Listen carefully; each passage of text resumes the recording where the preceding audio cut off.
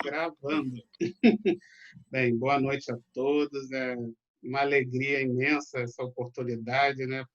A semana passada eu não pude estar presente para dar uma saudade danada. Muito bom. E vamos então iniciar com a nossa prece, né? Agradecendo a espiritualidade maior por essa oportunidade. Apesar de todos os problemas da pandemia, somos privilegiados por estarmos aqui reunidos entre amigos, com condições para isso, né? Condições financeiras, tecnológicas, psicológicas. Então, a única coisa que a gente pode ter por essa espiritualidade é muita gratidão, né?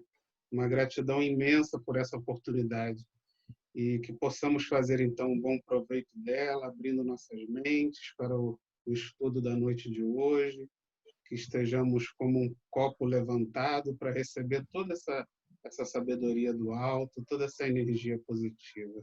Graças a Deus. Bem, meus irmãos, vamos então aqui, vamos ver se eu consigo compartilhar a tela para todos acompanharem. Vamos lá. Estão todos vendo? Uhum. Bem, o estudo da noite de hoje é o capítulo 7, Tudo Novo. Assim se alguém está em Cristo, nova criatura é. As coisas velhas já passaram, eis que tudo se fez novo. Paulo, 2 Coríntios, capítulo 5, versículos de 5 a 17, né? Bem, hoje então a gente vai entender o que né, Paulo estava querendo dizer para os coríntios, né, com as suas cartas que ele mandava para as igrejas que ele ia fundando. O que ele quis dizer com isso, né, de que quem está em Cristo, nova criatura é. A gente, né, se transforma, a gente se torna uma criatura nova, você deixa de ser o Vitor, por exemplo, né? Quando a gente conhece Cristo, a gente deixa de ser a gente. Vamos entender o que Paulo quis dizer com essas palavras, né? Deixa eu ler mais um pouquinho para a gente comentar melhor. É comum observarmos crentes inquietos utilizando recursos sagrados da oração para que se perpetuem situações injustificáveis, tão só porque envolvem certas vantagens imediatas para as suas preocupações egoísticas. Bem, no estudo da segunda-feira passada, eu não estou conseguindo retornar para a tela cheia.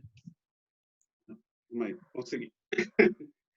No estudo da semana passada, vocês discutiram bastante a importância da prece, né? Como a prece é importante, a forma que ela deve ser feita, a questão de você só orar e não ter ações, né? Não praticar, não realmente pôr em prática. E nesse estudo de hoje, a gente vai ver a importância exatamente do uso da ferramenta da oração, o quanto a gente tem que se preocupar em utilizá-la da forma mais correta. Porque se Jesus espera que a gente realmente se transforme, como a gente leu ali na frase de Paulo, que nós nos transformemos em um novo homem, o que é um novo homem? É quando a gente deixa para trás tudo que é contra a moral do Cristo, né? Se você começa a estudar o Cristo, começa a estudar a moral do Cristo, você começa a enxergar em você o que você pratica ainda de errado contra o Cristo. E essa que é a transformação moral, é você realmente se tornar essa nova pessoa, mas não que você vai virar uma outra pessoa, você vai virar espiritualmente uma pessoa nova, uma pessoa renovada de atitudes, renovada de intenções. Você vai começar a perceber o que você ainda não faz do exemplo do Cristo para exatamente ir transformando isso em você.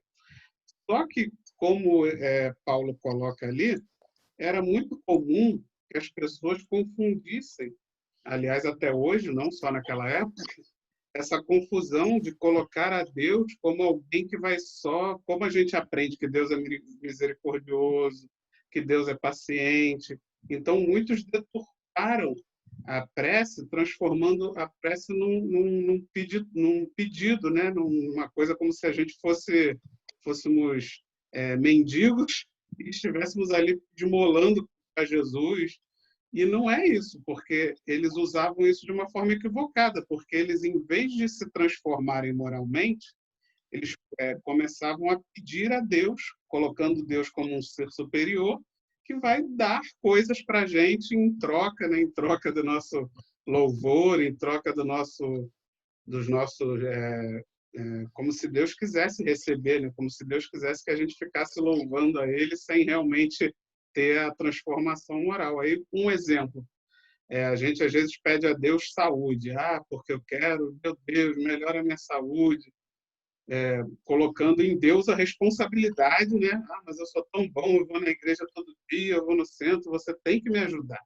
E aí você joga em Deus a responsabilidade de curar a sua saúde, quando, na verdade, você é que tem que se transformar e perceber o que você faz de errado que está prejudicando a sua saúde.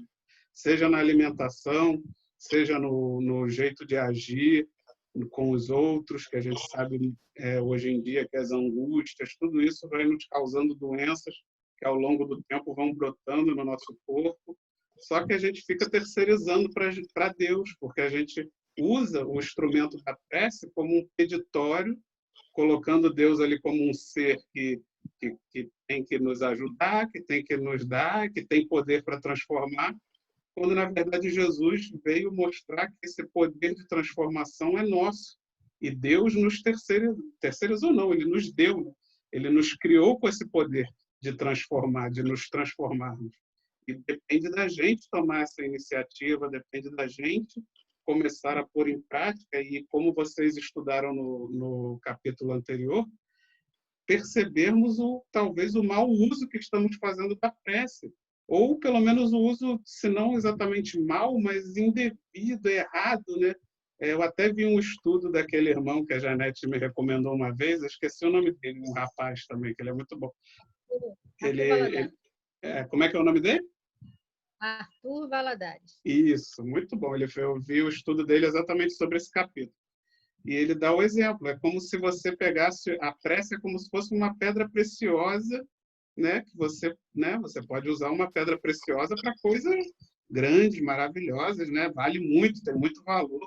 E você pega aquela pedra preciosa e bota para escorar a porta da sua casa, né? Você usa ela como peso de papel, em vez de dar o devido valor. Então, quando a gente usa o recurso da prece para essas coisas materiais, mesquinhas, a gente está usando a prece só para nossa casca, só para manutenção da nossa casca, e está esquecendo de usar a prece para realmente transformar o nosso interior, transformar o que realmente interessa, que é o corpo espiritual, e não o corpo físico, não a beleza física, não o que o dinheiro pode te trazer. E é isso. E aí vou abrir agora para vocês, que eu já falei demais, antes da gente começar a ler os outros parágrafos. Pode falar, Jana. Eu vejo também nessa parte que ele fala, né, das vantagens imediatas, na manipulação também que é feita de alguns líderes religiosos com relação aos fiéis, né, as pessoas que frequentam várias reuniões, e as pessoas se utilizam também dessa oração, dessa postura religiosa para estar manipulando pessoas e até para angariar recursos financeiros, né? Para estarem ganhando mesmo financeiramente recursos e aplicando isso nos seus desejos, né? Nessas vantagens imediatistas. E isso é muito triste, isso é muito sério, né? A gente pensa até na questão do resgate, né? Que eles estão cavando para si próprios. Então, isso é muito sério. E a questão também dessa nova criatura, né? Como o Paulo fala logo no começo, acho que a gente mesmo pode estar se questionando, nós somos as mesmas pessoas depois que começamos a estudar mais profundamente esse Evangelho de Jesus? Porque eu digo assim, a doutrina espírita fez com que eu me aproximasse mais de Jesus, que eu compreendesse mais a Jesus, porque antes Jesus ficava muito distante, não é? Como se ele ficasse ah, né, a gente até usava a expressão céu, né? E a gente aqui não.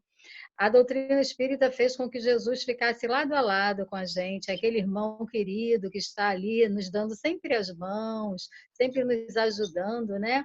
Então, quer dizer, não dá para ser a mesma pessoa. Perfeitos ainda não somos, um dia seremos anjos, certo?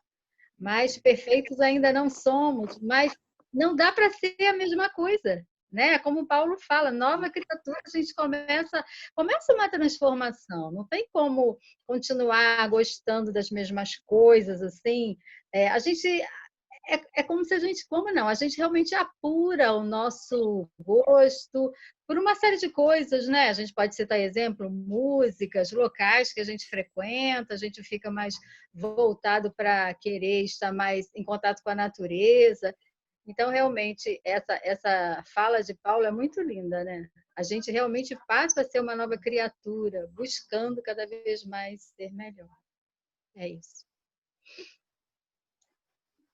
Você levantou um ponto importante, que aí, nesse caso, não seria nenhum uso, digamos assim, ingênuo da prece, como eu falei, né, de você pegar uma pedra preciosa e usar como peso de papel. Esse seria um uso realmente deturpado, um uso para o mal, né, que alguns líderes religiosos fazem, provavelmente porque nem acreditam em Deus, né, porque não teriam nem coragem de fazer isso.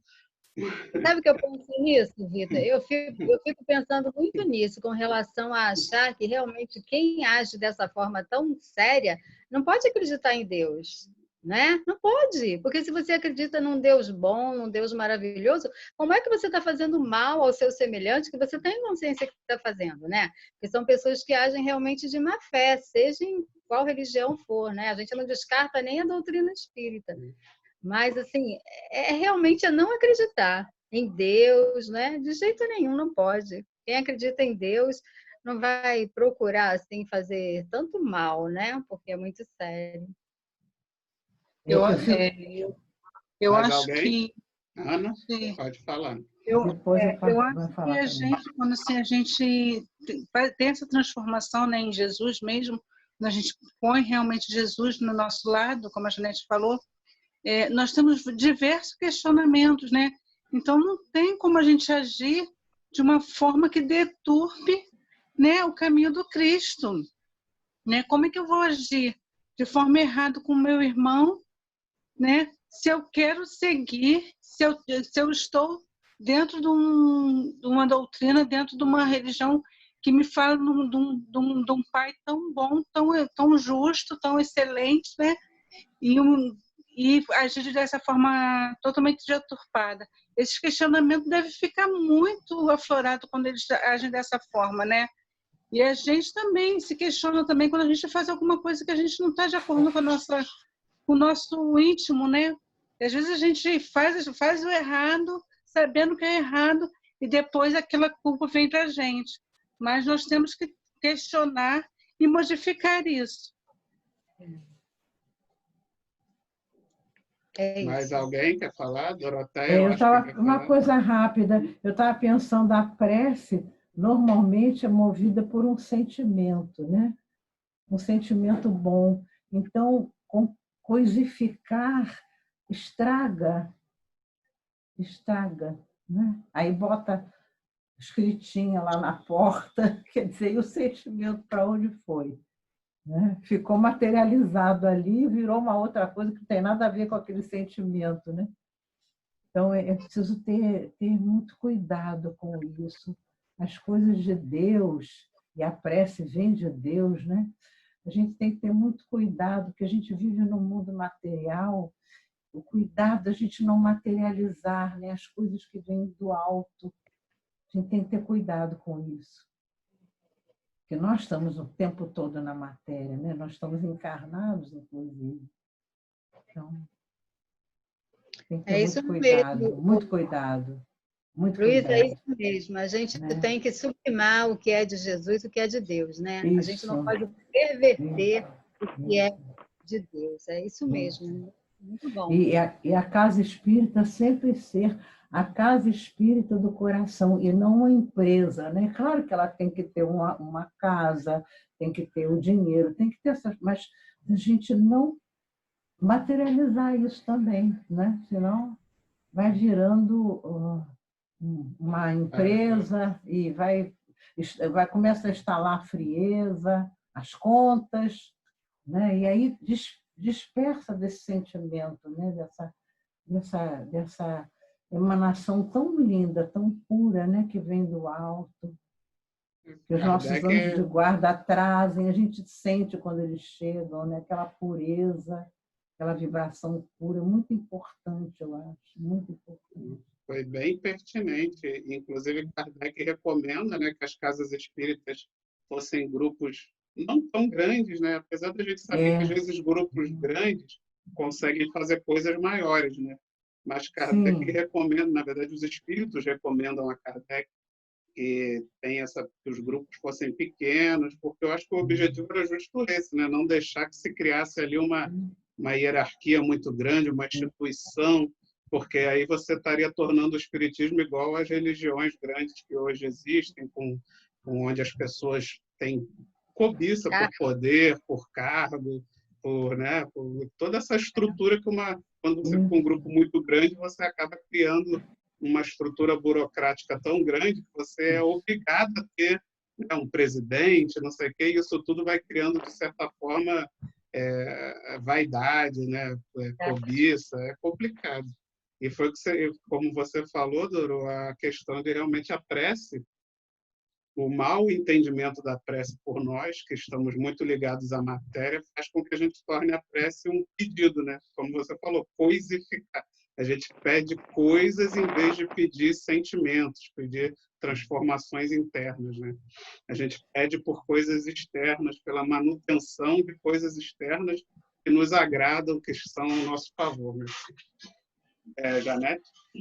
Eu queria só, isso que a Luísa falou, eu achei muito importante com relação a não transformar as casas espíritas em empresas lucrativas, né? Uma vez eu ouvi, diante de um evento, né, alguém falando, mas nós temos que ter lucro. Nós não temos que ter lucro, porque não é uma empresa. Nós vivemos o quê? Da ajuda, da caridade, né? A doação dos membros, daquelas pessoas que querem nos ajudar. Então, quando se faz um evento numa casa espírita com o fim, né, de arrecadar recursos para a gente pagar as contas, né, para a gente poder se manter, então não tem que visar lucro. Né? Não temos que viver na abastança, tem que entrar dinheiro. Não tem que entrar dinheiro, porque foge realmente à essência, não é? Da casa espírita, que é o quê? É a caridade, é estar recebendo os irmãos, né? O atendimento fraterno, é o estudo do evangelho, é realmente a gente, todos os membros e as pessoas que chegam, estarem nessa sintonia fina, assim, com Jesus, com a espiritualidade amiga, a espiritualidade de luz. Quando a gente começa a se voltar muito para essa questão, como vocês estão falando do lucro da empresa, a coisa vai ficando muito fria, muito perigoso. E os irmãos espirituais que querem derrubar mesmo as casas espíritas, a gente sabe que a luz incomoda as trevas, eles aproveitam disso, não é? Dessas brechas que a gente deixa para poder se infiltrar e estar minando um ambiente que deveria ser um ambiente de paz, de serenidade, de luz, né? E acaba se tornando um ambiente assim de muito interesses materiais e foge realmente do propósito, né? Da doutrina espírita, que é o cristianismo redivivo, né? É isso. A casa tem gastos, mas não tem que ter lucro. A casa tem gastos, sim, mas não pode ter lucro. Visar o lucro. Né? Mas nós criamos as necessidades, né? Porque aí, quando a gente começa a querer, quero ar-condicionado, quero uma coisa confortável, aí quando uma estrutura é grande, é quando você vê a casa espírita está precisando ali arrecadar uma fortuna só para se manter, né? Porque a gente vai criando luxos, né? Você vê, se tem alguém que devia arrecadar uma fortuna de doação, devia ser Chico Xavier. E até onde eu sei, eu nunca fui na casa espírita dele, mas o que eu já ouvi falar é que não tinha luxo, não tinha conforto, não tinha nada disso. Então, isso quer dizer o quê? Que toda aquela fortuna era 100% revertida em trabalho social, em caridade, e com certeza com a força magnética que Chico Xavier tinha, ele com certeza poderia ter construído ali um império, né? Um castelo no centro onde ele trabalhava, mas com certeza ele nem quis e nem tentou fazer isso. Pelo contrário, ele deve ter até lutado contra isso. Algumas pessoas perto dele devem ter tentado deturpar em algum momento, e ele provavelmente deve ter batido o pé de que não tem que ter nada disso aqui não. Ele Tem muitas conseguiu ali, histórias. ele conseguiu com todo aquele poder que ele tinha de movimentar a emoção das pessoas e automaticamente arrecadar muito com isso, reverter realmente 100% para a caridade, né? Tem muitas histórias, né, Vitor, de presentes caríssimos que ele ganha e ele doa no ato. Recebi, ele ganhou um carro uma vez, ganhou um carro e doou para a pessoa que chegou lá, era um comerciante, ele acabou doando o carro para o homem. É chico, né, gente? É chico, né? E vai vivendo livre, né? Das coisas que ganha. Coisa linda, maravilhosa. Bem, podemos continuar, então, para o próximo. E foi mais útil para o homem do que para ele, né? Porque ele tinha uma vida muito simples, né? Com certeza. Então, para o homem, naturalmente, um carro tinha mais utilidade, né? É verdade. Vocês estão vendo a tela de novo aí? Com texto? Estamos. Aham. Tudo bem. Que aqui trocou de tela, sei lá por quê, mas... Vamos lá. Semelhante atitude mental constitui resolução muito grave, né? Então, a gente ter essa mentalidade errada, né? Fazer a prece, como foi dito, coisificando em vez de botar o sentimento, constitui uma resolução muito grave. Cristo ensinou a paciência e a tolerância, mas nunca determinou que seus discípulos estabelecessem acordo com os erros que infelicitam o mundo. Em face dessa decisão, foi à cruz e legou o último testemunho de não violência, mas também de não acomodação com as trevas em que se compraz a maioria das criaturas, né? Então, Jesus nos ensinou que devemos ser tolerantes e pacientes, né? Inclusive, o estudo de hoje, lá do WhatsApp, estava tendo essa discussão, né, da pessoa que botou lá o áudio dizendo que os familiares foram contra a transformação dela em espírita, e aí ficou essa discussão e a gente chegou exatamente a essa conclusão. Você não pode obrigar os outros a pensar como você pensa, a agir como você age, mesmo que você esteja certo, mesmo que você esteja seguindo o caminho do Cristo, você não pode obrigar. Você tem que dar o seu exemplo, você tem que continuar seguindo no bem e cada um vai ter o seu momento. Essa é a tolerância. Mas, ao mesmo tempo, você não pode se acomodar. Você também não pode deixar de seguir o Cristo, deixar de fazer o bem, só para manter os benefícios também que você recebe. Então, por exemplo, usando esse exemplo prático, né? A pessoa, de repente, ela tem um pai ou uma mãe que tem muito dinheiro, e aí a pessoa, de repente, fica, se eu falar para os meus pais que eu sou espírita, eles vão me deserdar, né? Hoje em dia isso é mais difícil, mas há um tempo atrás isso talvez fosse até bem comum, né? Que havia um preconceito religioso muito grande. E aí isso não é ser paciente. Você deixar de seguir o caminho do Cristo, você deixar de fazer o bem porque tem um interesse por trás, financeiro, né, que você quer receber a herança dos seus pais, você não está sendo tolerante com eles, você está sendo conivente, deixando, né, acomodado, deixando de cumprir uma coisa que você já enxerga como ser o certo, em prol de manter um benefício material temporário. E isso não é ser tolerante. Tolerante é você não. Tolerante é isso, é você seguir o seu caminho, abrindo mão, seja lá do que for que você vai perder com isso, materialmente falando, mas sem obrigar os pais. Tipo assim, ser tolerante é a pessoa, por exemplo, nesse nosso exemplo, ela não vai exigir que os pais gostem dela ou achem que ela está certa porque ela está seguindo, né, um caminho diferente. Não, eles vão ter o direito de continuar. Tipo, você quer me deserdar? Fazer o quê? Né? É o seu livre-arbítrio, é como Cristo, né? vocês vão querer me botar na cruz, mas eu não vou deixar de seguir e de fazer o bem, né? Em nenhum momento Cristo exigiu que aquela sociedade mudasse, né, de uma hora para outra e passasse a concordar com ele. Pelo contrário, ele aceitou a punição injusta daquela lei da época, mas não mudou, não tirou, né, não arredou o pé, como se diz, né, não em nenhum momento ele fez uma concessão dos seus atos e das suas palavras em prol de não ser crucificado. Né? Ele, não, tudo bem, se a lei é essa, se vocês vão me crucificar mesmo assim, eu não vou deixar de pensar e de falar e de agir do jeito que precisa ser feito. Mas, ao mesmo tempo, ele foi tolerante e paciente, porque ele, como Jesus, poderia ter exterminado com todo mundo num piscar de olhos, né? E ele não fez isso.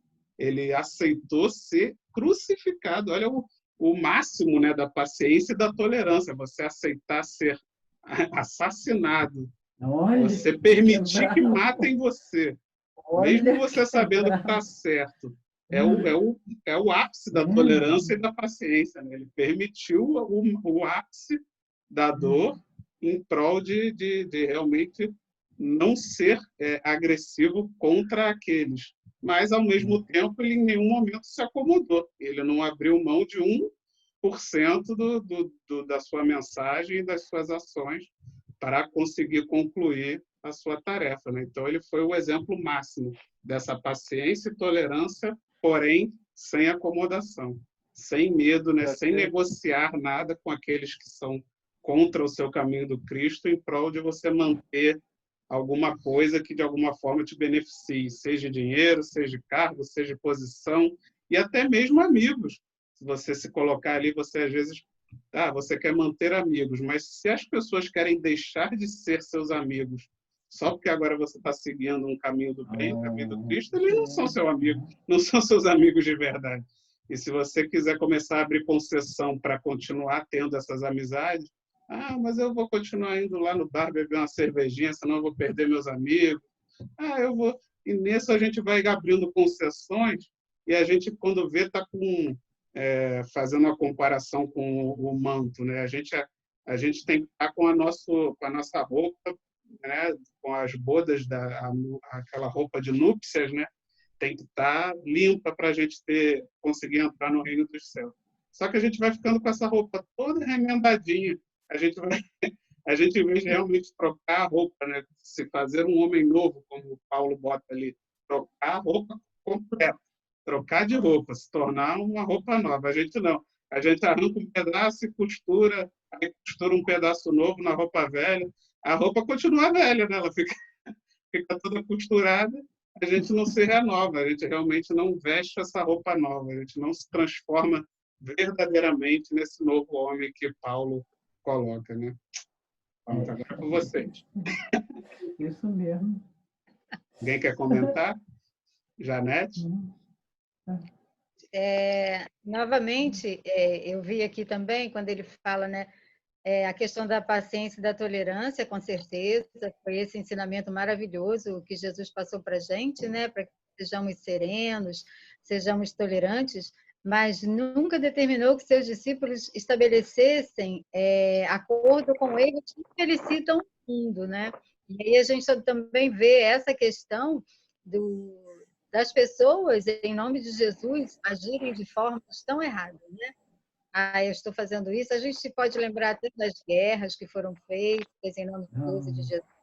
Também com relação ao que a gente já comentou anteriormente, de ser usado o nome de Deus e de Jesus para pregar conceitos próprios, né? Porque muitas vezes os homens colocam as suas próprias interpretações, deturpam o ensinamento do Cristo, né?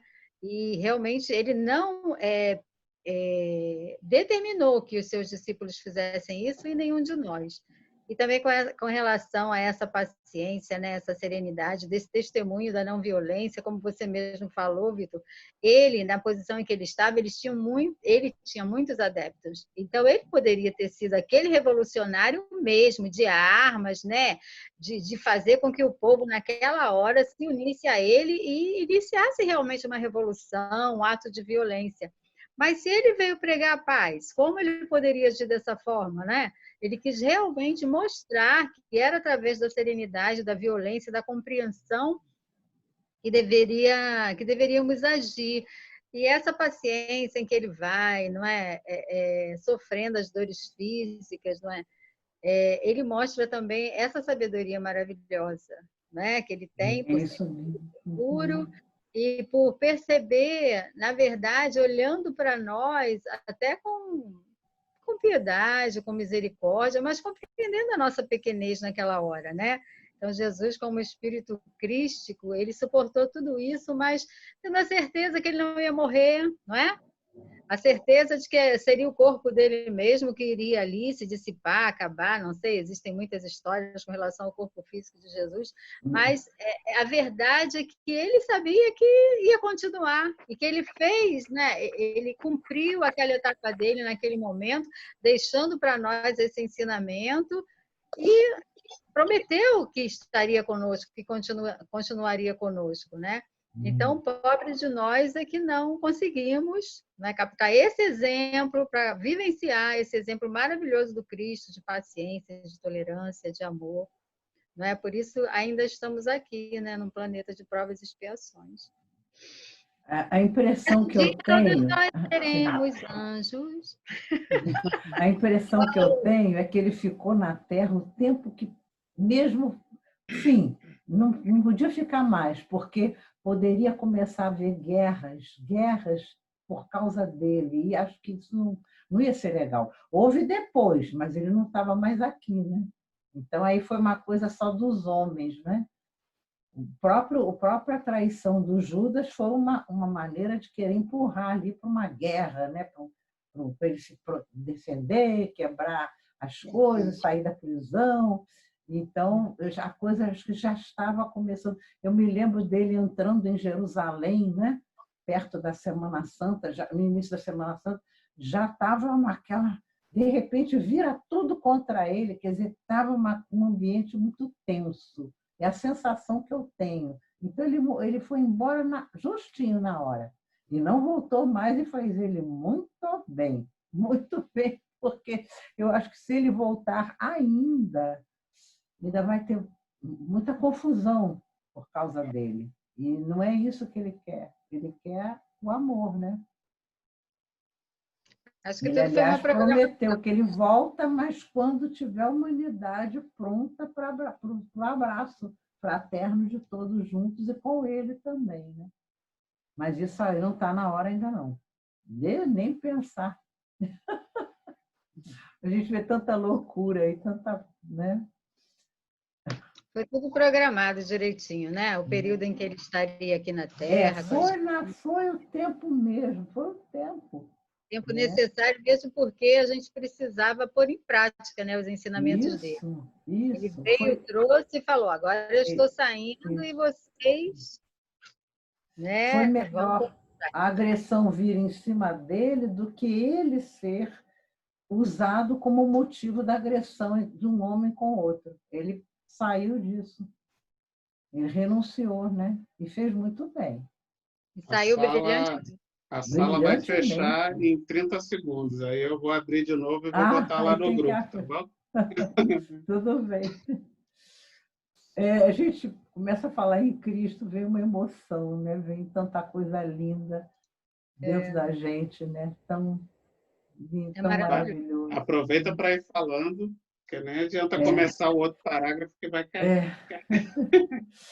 Eu tenho pensado muito nesses últimos tempos que a gente ainda não entendeu direito o Cristo. Nós ainda estamos muito pequenininhos. Muito aquém. Entrar em